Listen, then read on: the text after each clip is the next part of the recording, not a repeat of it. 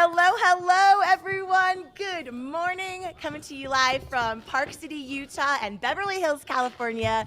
Friends, today is the day that fans, friends, and followers of my dear friend Mike Ganino has been waiting for. Guys, the day is here. Make a scene.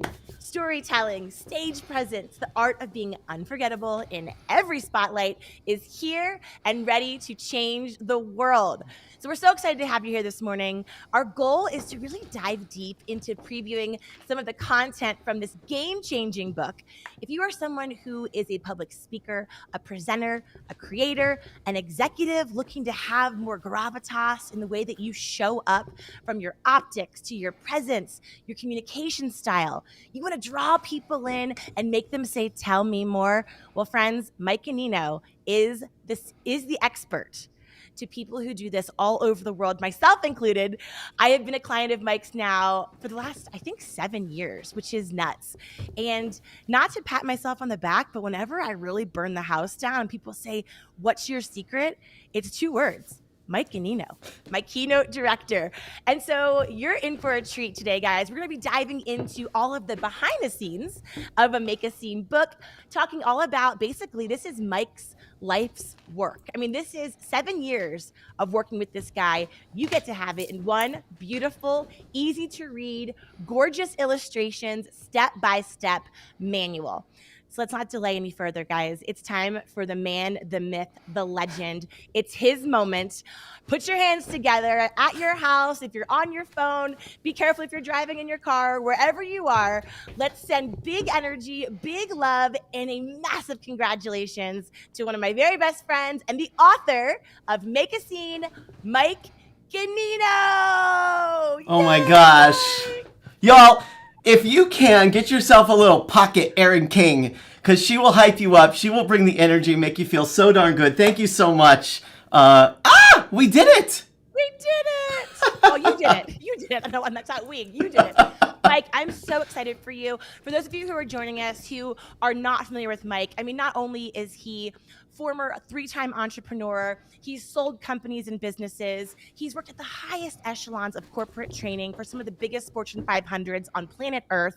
He was the former executive director at TEDx Cambridge, 2-time author now, and the podcast lead for the Mic Drop Show, and now the author of Make a Scene. Mike, I'm so excited for this conversation.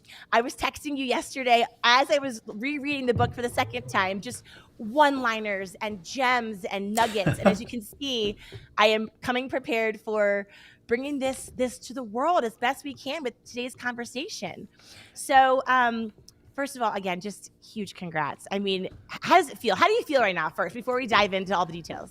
Well, I'm very tired because we did a global launch with this. So this was out in Australia. We sold a ton. We have to go to Australia. That's the thing. There were a ton of copies sold in Australia because they're in the future. So it was like yesterday the launch in Australia.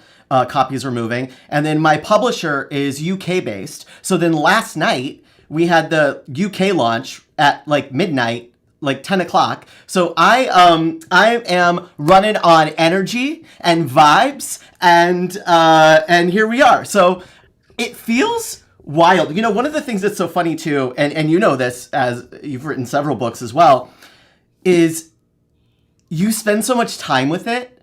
You spend so much time like loving it. You write something and you're like, oh, I'm amazing. That's great. And then I'm awful. What am I saying? Who am I? What is this? And then you're like, I love this book. I hate this book. Burn this book. Throw this book away, which I did 3 times, as you know.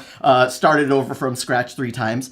And so it's a weird thing that you have. And so what was so cool, you yesterday sending me notes about like, oh my gosh, this line and this line and this line. And then last night and this morning, people sending me like snapshots of their favorite part of the book. And I was like, oh, does it say that in there? Cool, good. I'm glad I said that.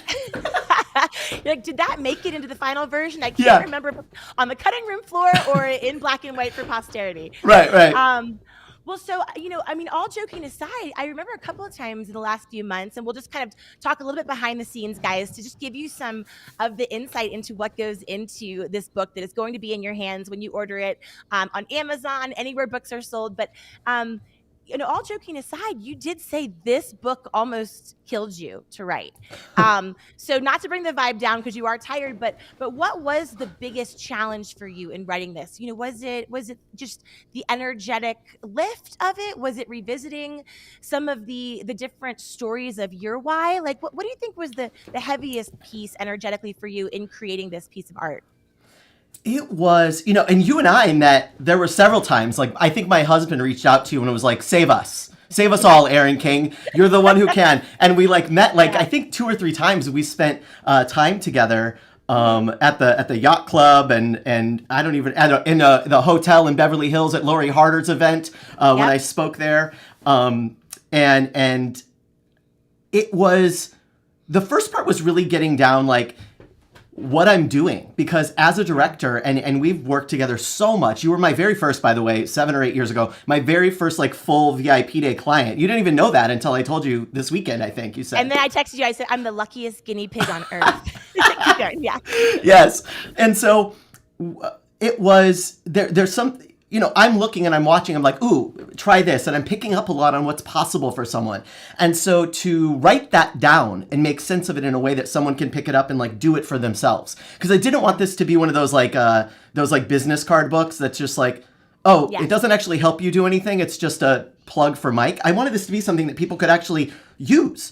And so being able to translate what I'm seeing and what I'm doing, that was really hard. And then Yeah. figuring out the right way to package that so people could absorb it. Like one version of this book that I got rid of completely, like got rid of. I think Yeah. it's one of the versions you read was every chapter was like a celebrity or a movie. So it was like, Yes. oh, this is what you could learn from here. And then I just got scared of like, what if a celebrity does something naughty and now I've written a whole chapter about how great they are and I never look happened. horrible. Oh my goodness. So then I was like, nope, let's get rid of that one. And so it was first codifying what is it that I'm looking at? How would I explain this to someone else? How would I make sure that other people can not just read the book and say, oh, that's cool, I guess I should hire him, but actually be able to do stuff? And then two, what is the right way to package that up and deliver it to people? And how much are my stories? How much are their stories? How much are like celebrity moment stories or cultural moment stories? So that mix was, I think, the tough thing. But it was really the first part. What do I want this book to say?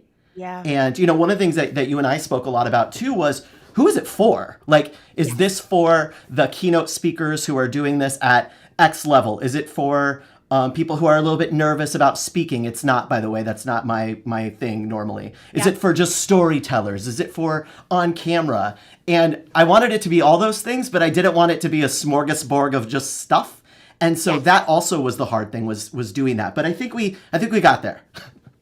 I think you did too. And what's really beautiful, and we'll just dive in if that's okay with the content, because I know everyone's just dying to get some of these headlines and some of these beautiful gems. I think what really resonated for me, so I've already read it twice. I read the advanced reader copy a couple months ago, and then I burned through it. My copy arrived yesterday around lunchtime. So I burned through the first half yesterday evening, and I got up super early this morning and finished it for the second time. And I have to say, for those of you that are about to dive into this book, it's actually even better the second time, because there's so many of those, the gems and the digestibles.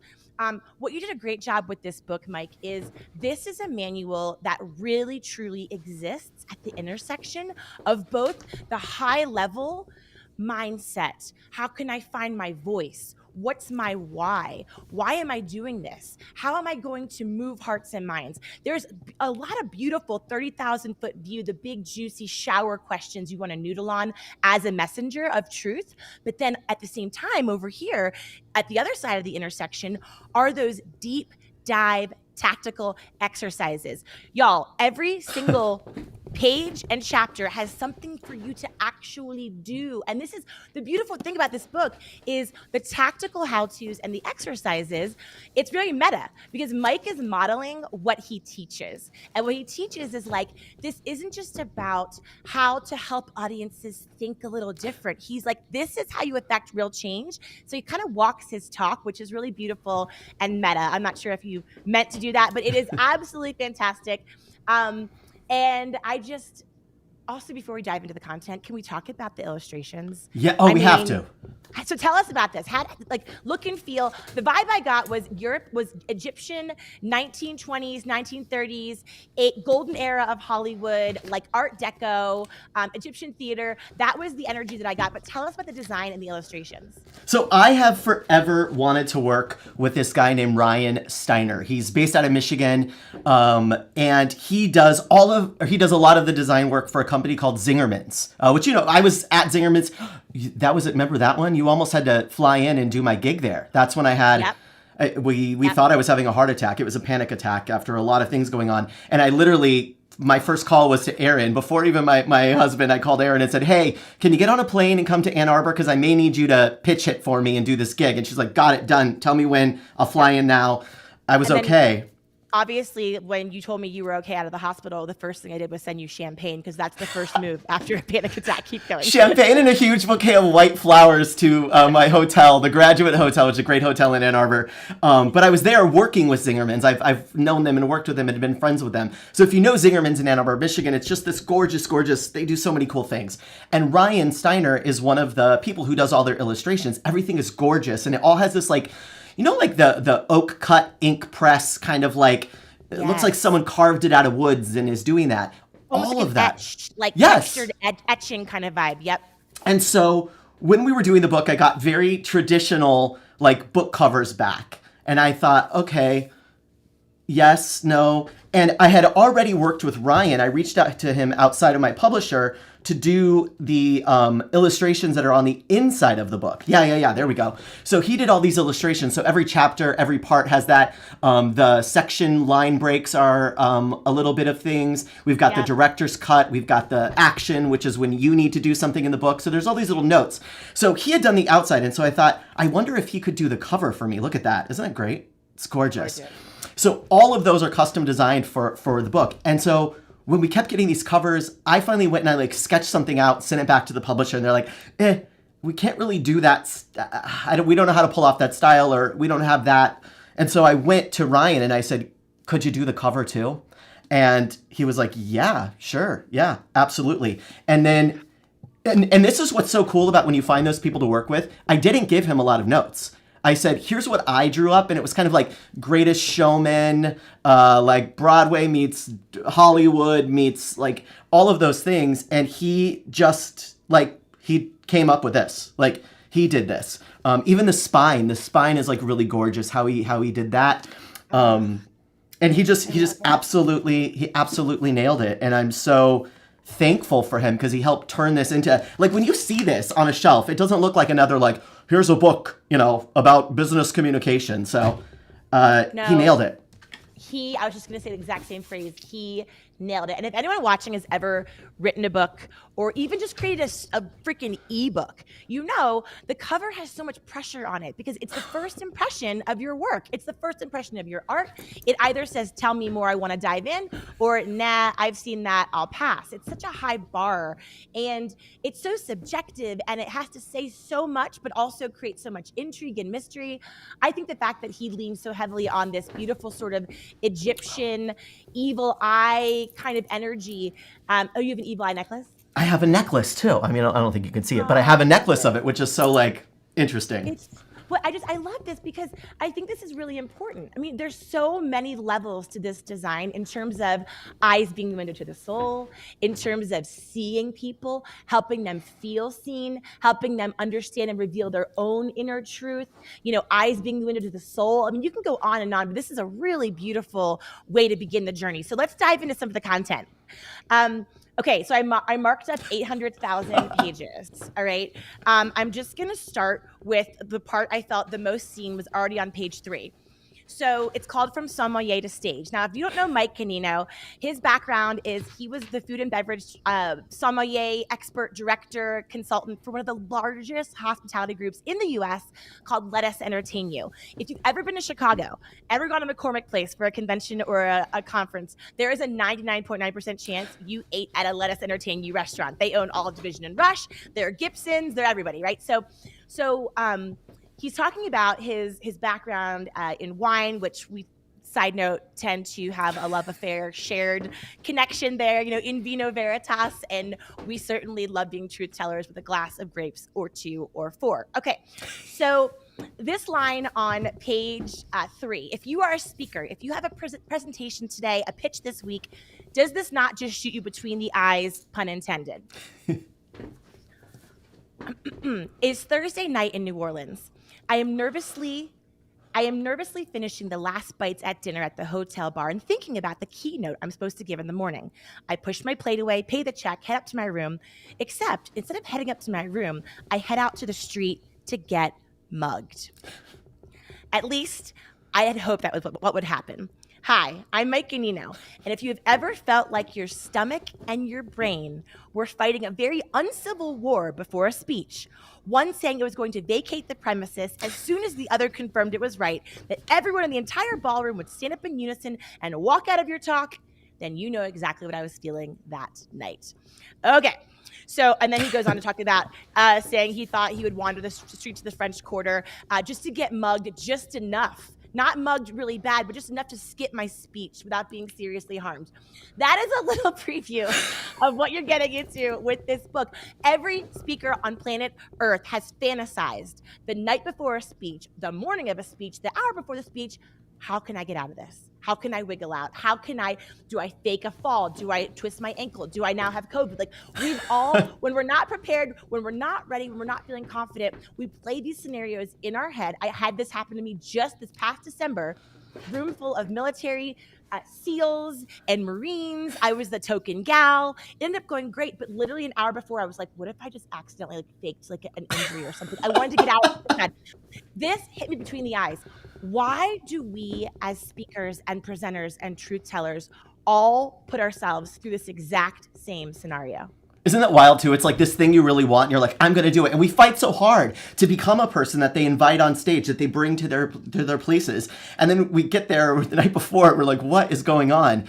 And I think it comes from a couple of places, right? It's like, it's the normal kind of imposter syndrome that starts from the moment you're born and someone tells you, be quiet, don't talk like that, simmer down, you're too much, you're too little, you're not enough, you're all of those things. To not actually understanding, which is one of the things that I really tried to do with this book, not actually understanding all of the levers and tools that we have available to us. We think like, okay, I've memorized my stuff, I got my slides, I generally am pretty good and charismatic, so like, let's hope it works. Versus understanding what are those 5 levers that we can pull, and how could we workshop this ahead of time? How could we play with our stories and not just memorize the words or wing it, but how could we find something in the middle that lets us kind of live into the message we want to go? And, one of the things and that story, by the way, is 100% true. That is like one of my very first gigs ever. I was like, I finally made it. And so I was just like, please put me out of my misery.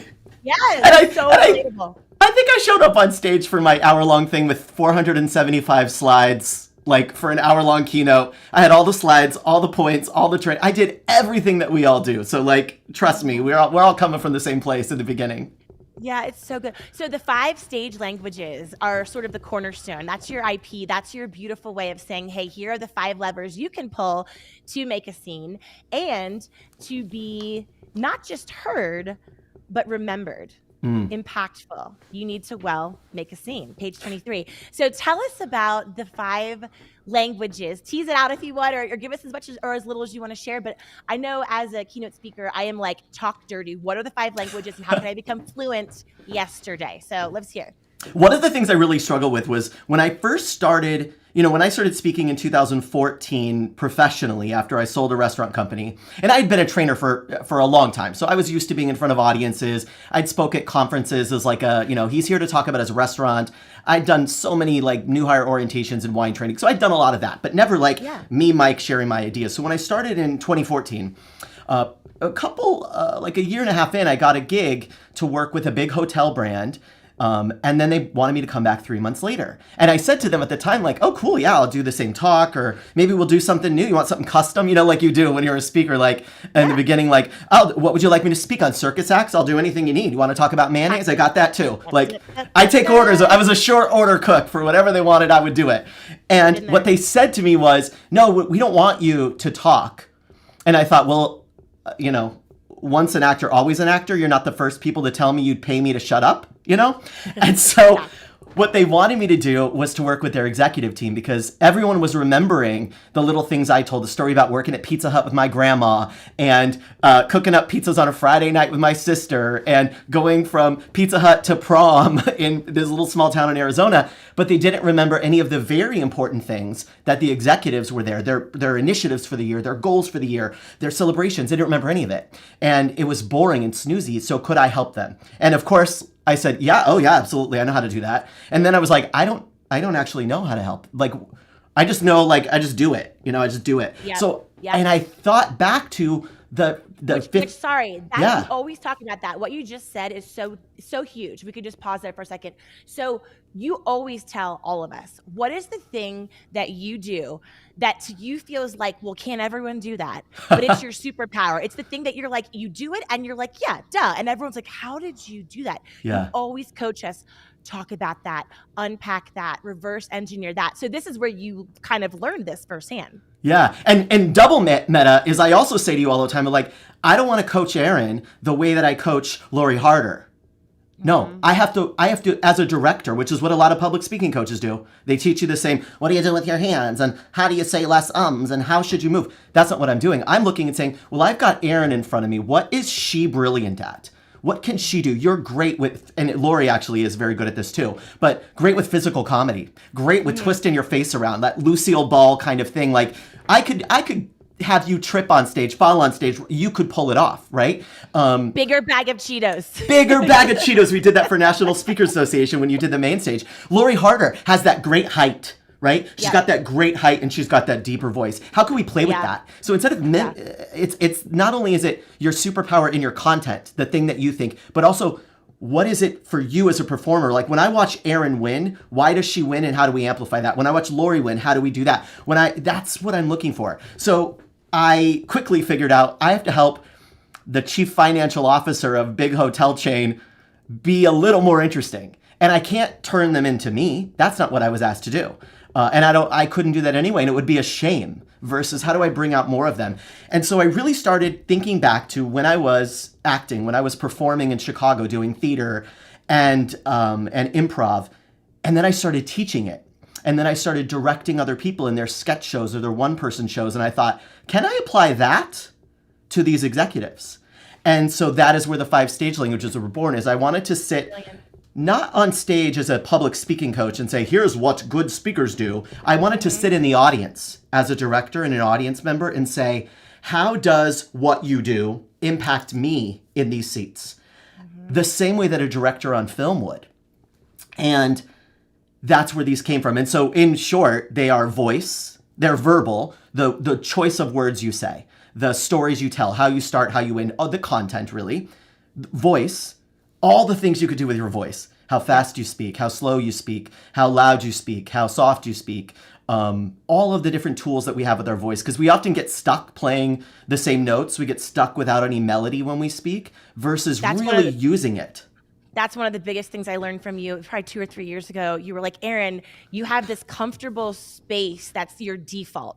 Yeah. And it's 100 miles an hour. It's on the balls of your feet. It's fast. It's loud. It's Aries aggressive. It's by my thing. And I'll never forget, you were like, just do me a favor. Just instead of trying to like come like at them on your balls of your feet, sit back on your heels and stop pushing so much. Just work more on drawing them in. That was a 1-sentence piece of advice. When I look at the before and after videos, which as we all know, as speakers, executives, entrepreneurs, watching ourselves on camera is brutal. Talk about needing a glass of wine. It's tough. But like I look at the difference of the before and after from just that one piece of advice that you're kind of speaking of here with how we use our voice and our positioning. It was night and day. Just quick anecdote that was one of the most powerful pieces of advice. Okay, so number 2 is voice. Keep going. And by the way, the thing that you said, it allows intimacy. It allows intimacy is what it allows, because it's not just all push. It's I'm in a relationship with you and sometimes I push, sometimes I pull, sometimes, it's like Britney Spears. Sometimes I run, sometimes I hide, sometimes I'm scared of you. It's like that. So yes, it evolved from being download energy to dialogue energy. Ooh, yes. It was Yeah. really powerful. Anyway, sorry. That's the way. The third one is physical, how we actually move. What does our proximity to the audience do? What is the way we extend our hands? How can we use our body? Because I think one of the big things I think, and that comes through in the book too, is that we tend to stress over the words we're saying, but so much of our communication is physical because our voice is actually physical. It's the breath, the movement, the tightening, it's all physical. I think so much of our communication on a stage is physical. And so that's the third stage language. The fourth is visual. What is everything they see? Do you have props that you bring out? What do your slides look like? Because a lot of times we think of, in there I went after the branded slides because we sometimes think I need branded slides, but that's missing the point.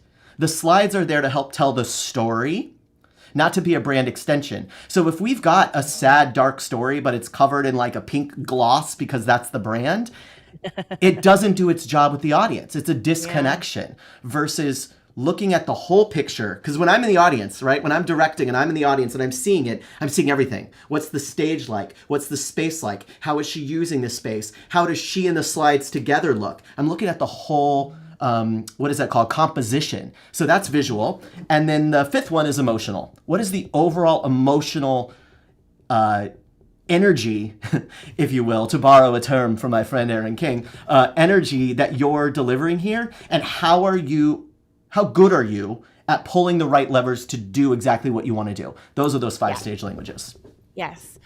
Okay, so I know everyone is already taking notes furiously. The good news is when you buy this book, friends, there is a deep dive into each one of these languages, how you can apply them in not just your actual high stakes moment, but it starts way before that. Talk to us about your revolutionary rehearsal process, which has changed the course of my career because it's like, hi, my name is Erin and I'm a former non-rehearsal like wing it Magoo. Okay. I used to kind of be like, yeah, I'll just get up there and my sparkly, vibrant energy. It's like hard no, sister. I mean, you gave me some tough truths. I tried to push back. I'm like, Mike, I can't memorize. It's not my jam. Like I've memorized speeches before. I go on stage. I'm missing my charisma. I'm missing my meanness. And you were like, okay, number one, get over yourself. Number two, here is how you rehearse. And it's not what you think. So if you're someone like me that's listening and is like, Erin, I'm like with you. I lean on my slides as a teleprompter. I can't rehearse. I like to leave room for magic, which sure, 1 out of 10 times, if you had the right amount of coffee and sleep, maybe you do nail it. But guess what? More often than not, it's more of a double than a home run. So talk to us about your revolutionary rehearsal process because it's one of my favorite pillars of your work. Oh my gosh, the enough caffeine and sleep and we're good to go. Or because so often we blame it on the audience. They were with me. It was there, and it's like, well, what were you doing though? Because we can't blame the customer because they didn't understand our message. We can't blame other people for not understanding our communication. We can, but it's not going to get you very far. So the process that I put together, I call the rapid prototyping protocol. Okay, it's a mouthful. So good. Don't say that after 4 rosés in Temecula, okay? Temecula is a little wine country over here where we visited it once or twice. So one of the things I saw over and over is that speakers in a quest to rehearse, right, that wanted to not wing it anymore, would rehearse in a way that was, one, it wasn't actually how performers would rehearse a show at all, but it's what they would hear from people. Read it over, put it down, read it again, stare at the screen, look at the stuffed animals and talk to them. And all of those are not things that we would actually do in a performance if we were working on a show. And I've seen lots of other people teach how to rehearse, but they teach it from a place where the piece is done, meaning I'm getting the script to Hamilton and I now need to rehearse Hamilton. But that's not how Hamilton was created. Hamilton was created through a workshopping process. And if you look up plays and how they're done, you'll see there's this workshopping process. And so even for Hamilton, there's 5 or 6 songs that were written for it that didn't make it into the show because as they workshopped it, it didn't work. That's where the performers come in and they're actually testing, trying things. What if I did this? What if I move that? It's a play process versus rehearsing to memorize. And so many speakers, it's all because we haven't had that experience, that's all we know is I just got to memorize my lines, which then sucks all the soul out of it. I say all the time, the worst thing you can do on stage is remember all the words, but forget the meaning. remember all the words, forget the meaning, we didn't do our job. And so, and the opposite of that, what happens is folks like you say, gosh, I don't want to rehearse, because when I do, it's just all the words and not the meaning. But if I stay in it, I can get the meaning. And I think there's a better way. So this rapid prototyping protocol is 5 steps to follow. And they start with, it starts with a read through. Just actually reading out loud the words. It's shocking to me how often people get the script of their speech and okay, so I was gonna do it, and welcome and thank you so much. But that's not at all how you want to deliver it. You're practicing to be small versus reading it full out, letting the words flow, seeing where it stumbles on the tongue of like, well, that doesn't work. So the first step is reading it. The second step is improvising. So take your notes with you, wander around and see like, what if I said this here? What if I tried this? What if I leaned down here? Really doing it. Then keep improvising it without your notes and see what you get. Record all this. Have someone with you in the room. I mean, we have hilarious videos of you and I doing exactly this here at the HQ. It's a great time lapse. Now, I will say before you dive into the rapid prototyping process, it's very important that you eat lunch, because if you don't. So I was doing a VIP day with Mike in his incredible office in Los Angeles, and Mike and I have different caloric intake needs for the day, and he is a little bit of doesn't need as many calories as I do, so he was totally fine. We had been working together for about 4 or 5 hours, and I'm an eater, I'm an every meal kind of gal, and I found myself kind of losing focus. And I'll never forget, Mike was like in the zone. He was trying to pull this moment, this sparkly moment of water out of this like rock of a performance that I was giving. And I was like, can we stop and have lunch? And he was like, nail this and then you can get lunch. So the moral of the story is, when you work with Mike, make sure you bring a snack, because until you land it, no lunch for you. What did I tell you? I said lunch is for headliners.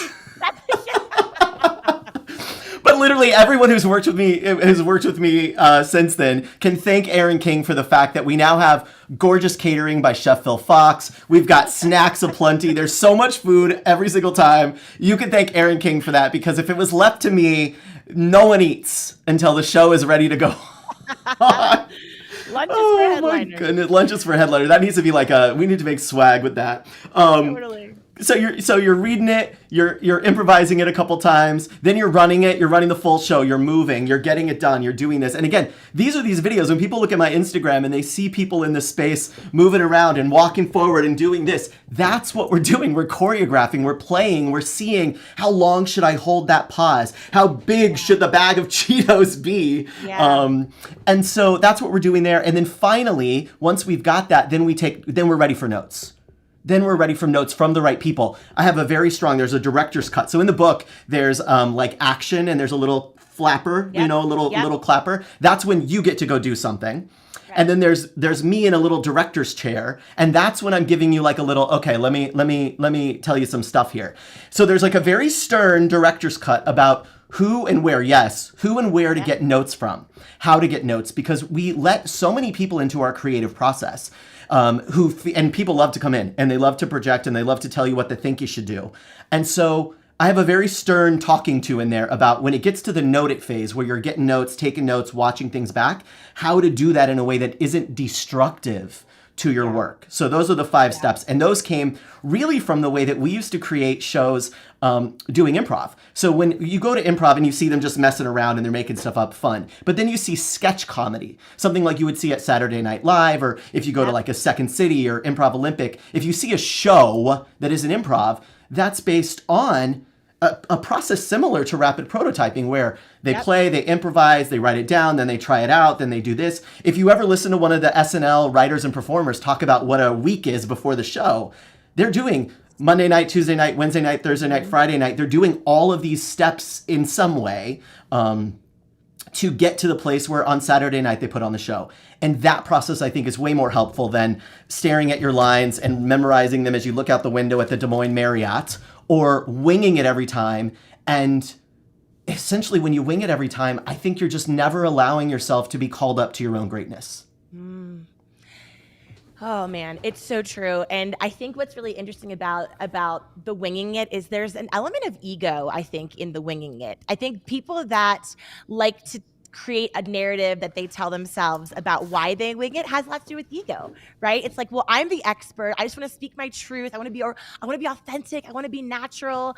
I want it to sound like me. I mean, I'm speaking about what I know, and all of that is great. Yes, and speaking of improv, yes, and if you haven't run it, if you haven't seen responses, we can't see ourselves the way the rest of the world sees it. And I just have to tell you that this process for me has helped me break through to all new levels, especially with my new keynote this year, which is not in my bones. And when it's not in your bones, you have to put in the reps. I mean, even like Nikki Glazer, we were talking about her incredible hosting job with the Golden Globes. And if you have not watched her roast of Tom Brady, can someone please put that link in the chat somewhere? Go ahead. Put the kids to bed first, though. Put the kids to bed first. Yeah, not safe for littles, but very safe.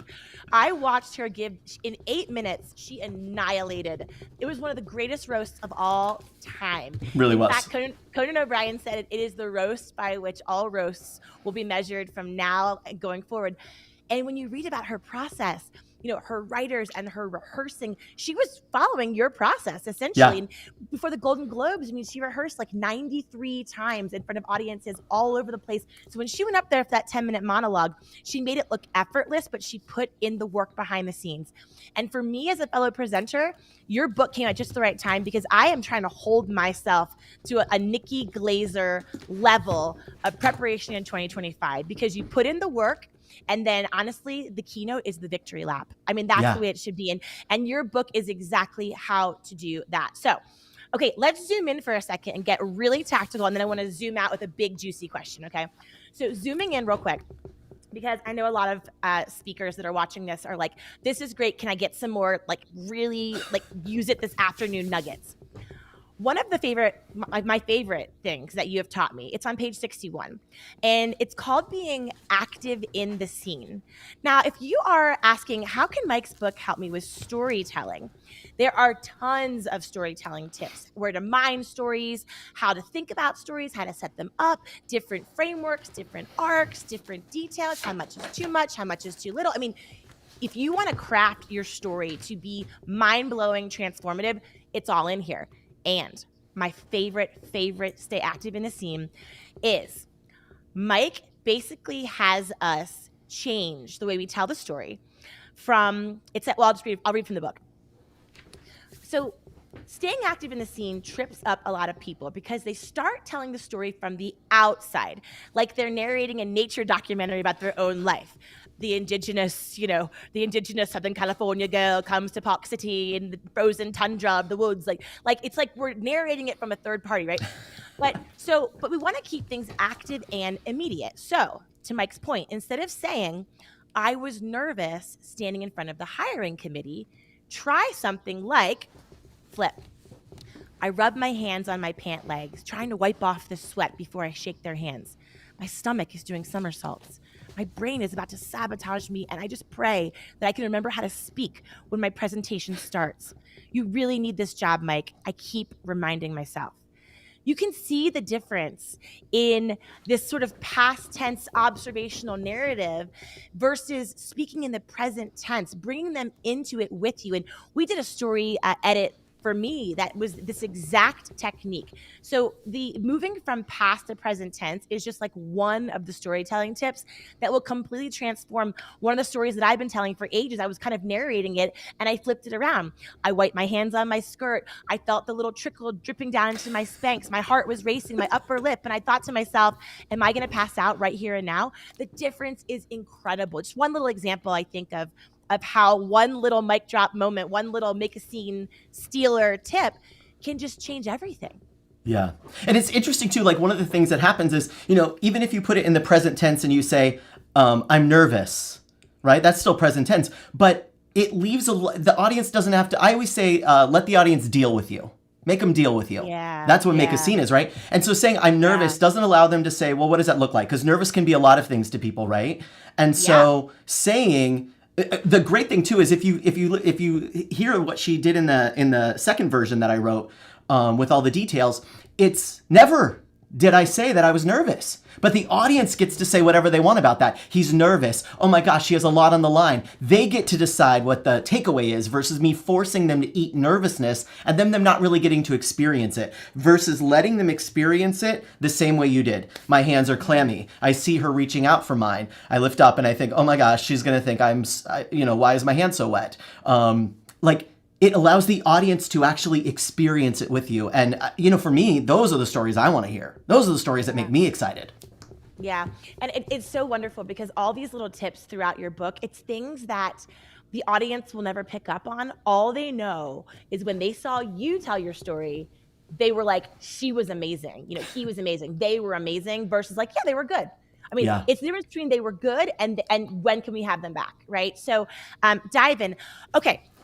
Let's zoom out a little bit. Let's zoom way out because this was a part of the book where I got a little bit emotional. So this is what I'm trying to say about this book.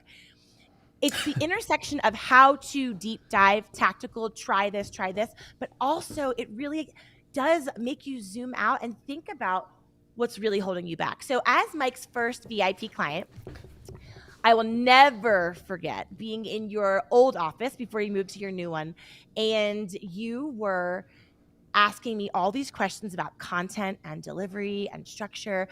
And I just felt I was stammering and stuttering and hemming and hawing. I was getting frustrated. And I remember just saying, I just feel so blocked. I feel blocked creatively. I feel blocked with this. I'm just really having a hard time creating this message. And you looked at me dead in the eyes and you were like, what are you afraid of? You were like, what are you afraid of? And in that moment, I burst into full body. I am the ugliest crier. I'm like Annie from Bridesmaids, like ugliest crier you've ever seen in your life. Full body breakdown, meltdown to the point that I think Phil, I forget if this was one. Actually, I broke down both VIP days. Yes. One of them, Phil was in the other room and he was like, guys, are you okay? But that type of emotional investigation that you take us through as a VIP client, it helped me to realize that the reason I couldn't create, craft, deliver, and nail the speech had so much less to do with the content and so much more to do with what was going on with me as a human individually. And so for anyone who works with Mike, the moral of the story is, number one, it is keynote therapy, and you probably will get emotional. I know Lori called me after her session with you and said the same thing, like, I cried so much. It's like, well, yeah, because we're standing on stage because we have a message to share with the world. We have something to say, something really freaking keeps up at night, makes us want to cry, tears our heart out. We have a mission that we are here on this planet to share, and it is emotional, it is deep. And when you do kind of get to the heart of that, the core of that, the source of that, there's some heavy work that has to be done. But when you do it, that's when the message you share is able to really make the impact that you want. So on page 115, director's cut, and this is one of the ones Mike's talking about where he's in his chair with his megaphone. Director's cut, the sound of oppression, reclaiming your voice. Our voices can be sources of joy and self-expression, but for many, they've also been targets of criticism, bullying, and control. From childhood teasing about funny accents to professional settings where certain voices are deemed more appropriate than others, our vocal identities have often been shaped by external pressures rather than internal authenticity. This chapter is extremely powerful for anyone who has ever wondered why they're not transmitting the gravitas or commanding the respect or igniting the influence that they believe their message deserves. Why do we have such a hard time knowing our voice, reclaiming our voice? Why is it so hard to stand in our truth, Mike? We are by the way, it was really, I feel like we're having an Ariana, Cynthia Erivo moment where I just want to hold my finger. Hold my finger, please. I'm feeling emotional. Having you read that was really, wow. It was really cool to hear someone read that. From the moment we're born, right? We come out of the womb and we have our sound, our breath, and our physicality to flail around, to cry. We start to learn to smile and read faces and what are we doing there. We start to cry in different ways to get what we want. You know, I know that from being a father. Like there were different cries. I knew when it was a blowout cry, the diaper exploded, that's the kind of cry, versus I'm hungry cry, versus something startled me cry. We start to pick up on those in the child right away, and they know how to communicate that. And then slowly over time, because it just, sometimes by no one's wrongdoing and sometimes by wrongdoing, we hear the message. Little girls don't yell. Little boys don't sound like that. Big boys don't cry. Girls sound this way. And then it goes down to not only how we sound, but how we move, how we dress, how we gesticulate, how we have facial expressions. And we get stuck in this way of showing up in the world that is robbing us from checking in with all the other parts of us. And then we show up someday as a 34-year-old in New Orleans about to give a talk that you dreamed of giving for so long, and we think, oh my gosh, I don't know who I am. How do I know this? How do I sound? How do I do that? Like, because our whole life we've been getting messages about what's acceptable, what's okay, and what's not. And so once finally we get to a place, and hopefully this book is the one for you, says, oh, it's okay to play. It's okay to sound that way sometimes. It's okay to use all of these tools, just like my little baby Viviana did as a baby, letting me know it's a blowout. I'm hungry. Something startled me. All of those ways were a way for her to message and communicate to me what she needed and what she wanted to say. And we can take that back as well. We could take that back. It's so if you're getting emotional, it's because many of us as children, whether it was Mike, you know, your section that I was boohooing with last night, just reading about the bullying that you faced as a kid, for showing up the way that you did, reminded me of the bullying that I faced as a kid for showing up the way that I did. And I have a feeling that a lot of people that read this book are going to be transported back to that time of pain and that time of judgment. And the reality is that criticism, those scars that we have from the wounds that were inflicted by others for how we show up, everything we were chastised for and made to feel wrong about at such a natural DNA level, all of those moments and scars and energies and memories and pain, all of it is what put together we now as adults can channel into our ultimate rocket fuel. It is such a beautiful way to turn pain into power. And as you read this book, you will begin to do some of that hard work to see where you're holding back, to see where some of those old stories and narratives, maybe you haven't put your happy ending on it yet, or your bow or your spin. And when you unpack those moments, there is a cathartic healing that occurs, and that cathartic healing cannot be faked. You know, energy doesn't lie. Energy never lies. And so when we do that work, it does allow us to show up in the fullest expression on stage, on screen, and in our own lives off stage as well. So just one quick anecdote there. I know, you know, as a kid, I was always told, be less, be quiet, be small, you know, and I was always interrupted in my first 5 years of business, you know, 22-year-old gal. I was the only gal on a sales team for 5 years, you know, taking me to Vegas for the sales conferences. And I'm like, what's the spearmint rhino? Is this appropriate? I don't know. But the reality is, for so long when I communicated, being interrupted was my default. And so when I was fortunate enough to become an entrepreneur, to sell companies, to have enough experiences and lessons and success to be able to have the privilege of being on stage and being given a platform, I had a really hard time leveraging the power of the pause, because it was so ingrained in me that if I don't keep talking, I'll be cut off or interrupted. I won't have the opportunity to land my plane and get my point across. And that's just one example of this ingrained behavior of how the world tries to shape and mold and quiet our voice. And you really helped me with that.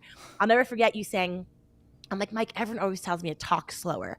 And you're like, you don't need to talk slower. Speak the way you speak. But when you finish your sentence, just take a beat and let it land. It's not about speaking slower like this. It's about saying your sentence and letting it land. Yeah. And then moving on. And that to me changed everything. I mean, so these are just a couple like small examples, guys. We're scratching the surface. That's like 1% of what you're going to get in this book. I would like to ask you, if you had a magic wand and you could just paint a vision of what this book becomes, does, shifts, what is your hope for this book, Mike? You know, one of the things I really believe, there's so many things we can learn in the world, right? We can go learn AI, we can learn science, we can learn math, we can learn everything. But at the end of the day, I really believe that nothing happens if we can't communicate. Nothing happens if we can't get out. You can't be a leader if you can't encourage people and excite people to follow you, right? You can't change the world if you can't get other people involved. And that doesn't always mean getting on a big stage and speaking. It means getting someone across the table and being able to communicate with them. It means going on a podcast, going on a video. It means all kinds of different places where we show up. And for me, so often, it isn't the best idea that wins. It's the best communicated one that wins. I want more of the best ideas to win. I want more of the people that are trying to raise the energy of the world, that are trying to help people and lift people up and share things with them. I want them to win more often.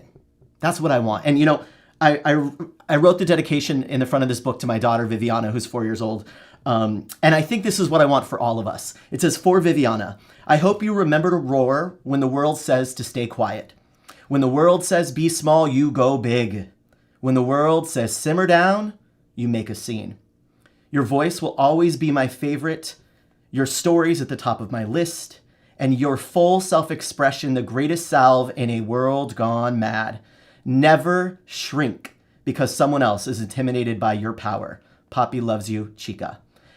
I want that for her, and I want that for everyone. You know, at the time that this book is coming out and the time that we are recording this, I'm here in Los Angeles, and it's a strange time to be doing a book launch because I have friends and clients who have lost homes, who are frightened, who are helping people who like, it's a wild time and Yeah, it really scary. is. And so I thought about that message of what I wanted for her. And what I realized is I don't just want that for her because I don't want her to be the only one with that. I want her to be in a world of people like that. I want her to be with other kids. And so one of the things we're doing for the launch is donating a percentage of the proceeds from the book launch to Baby to Baby, which is an organization that right now they're always helping babies all the time. In the Maui wildfires they did, in Asheville, all over they are. But right now they're focusing their efforts on the LA wildfire. And what they do, they've delivered something like 2 million diapers, bottles, formula, water to the most vulnerable groups. These little babies, these little children in poverty who don't have anywhere to go. And so I thought about, how can should I stop the book launch? Should I do something? And I thought, well, maybe I can somehow help, because what I just said for Viviana, I want for her, I want for all of you, and I want for all of the other little kids her age, so that they all grow up, because it takes all of us. It takes all of us. And so I want her to be in a world where everyone knows how to make a scene. That's what I want. So again, the proceeds of everything from this launch are going to go to, a part of the proceeds are going to go to Baby to Baby to help their efforts at getting these babies what they need so that they can go out there and make a scene too. Mike, thank you so much for sharing that. Everyone, we will have the link to donate to that, and a portion of the proceeds will be going to that. I know we've all been seeing the links on social media to help our friends in LA. I too have many friends that have been sending me pictures and videos that looks like an apocalyptic AI nightmare. I mean, you can't even believe what you're seeing is real. So we will be donating to that from our side. We'll be placing a bulk order of this book to send to all of my clients, all of my friends. And thank you for doing that. That's so important and so powerful. And yeah, it's congratulations, Mike. I'm Thank so you. excited for you. What else should everyone know? Where else should we go? They should know this. Well, you can go get the book and find all about the book at mikeganino.com/book. But I want to say this because it wouldn't be fun for me if we didn't cry. And I just started, so let's keep going here. I've already cried twice. At the back of the book, good. See, I think there's a lot of people too who've worked with me who'll be like, this happens all the time. But in the back of the book, as a closing note, I called the acknowledgments. All the chapters have a title and then they have a subtitle, right? They have like a irreverent kind of fun subtitle. So in the acknowledgments, it's called "Take a Bow," formerly known as the acknowledgments, or the part where I thank all the people who kept me from joining an ashram as I wrote the book. And I just want to read two parts real quick. The first says, "This is going to feel dramatic, but if you've made it this far with me, you'll know that that's not exactly out of character. Taylor Swift once sang about this godforsaken mess that you've made me, and writing this book felt exactly like that, except I made the mess all by myself. The last 2 years have been a masterclass in creative deconstruction. I wrote two completely different versions of this book, a screenplay, a novel, but this one required me to break down completely before I could build. They say making art requires giving away pieces of yourself, but they do not tell you how many people you need in your corner to help you stay whole. In this production of How to Write a Book while simultaneously having an existential crisis, the cast has been nothing short of amazing." And then I go on to thank people.